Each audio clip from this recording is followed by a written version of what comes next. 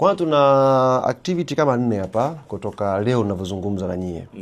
Tuna activity namba 1 ni mkutano mkuu wa wanachama ambao safari hii ajenda yake kubwa iliongezeka ni uchaguzi.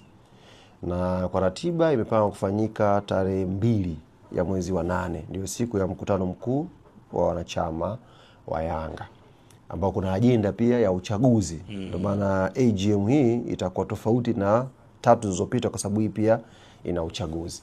Kwa hiyo tuna tukio la mkutano mkuu alafu tuna tukio pia la uchaguzi kwenye kalenda ambayo tuko nayo.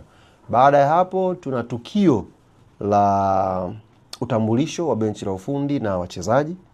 Tuna tukio la timu kuripoti kambini kuanza maandalizi ya pre-season. Alafu tuna tukio la wiki ya wananchi. Changamoto ambayo tuko nayo msimu huu, uwanja wa Benjamin Mkapa upo kwenye tengenezo. Kwa hiyo ule uwanja umefungwa.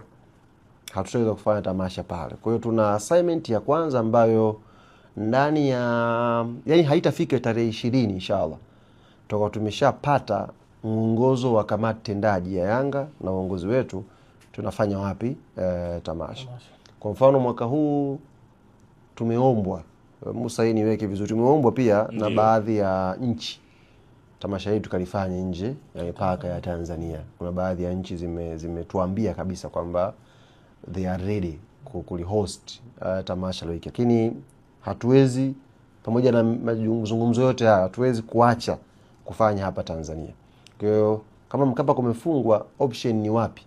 Tutakuja pia kuwajuza. Kwa hiyo ndani ya hizi siku 6 inshallah tutakuwa tumeshapata majibu yote, ili sasa wanayanga waanze kujiandaa kama ni safari ya kwenda wapi. Lakini uzinduzi ndio tuna Katoro mpaka sasa hivi ambao wamejitokeza kwamba wako tayari, wanangu wa Geita kufanya uzinduzi. Kwa kuna mkoa mwingine ambao unafikiri unaweza kushindana na watu wa Katoro kwenye uzinduzi, utuambie.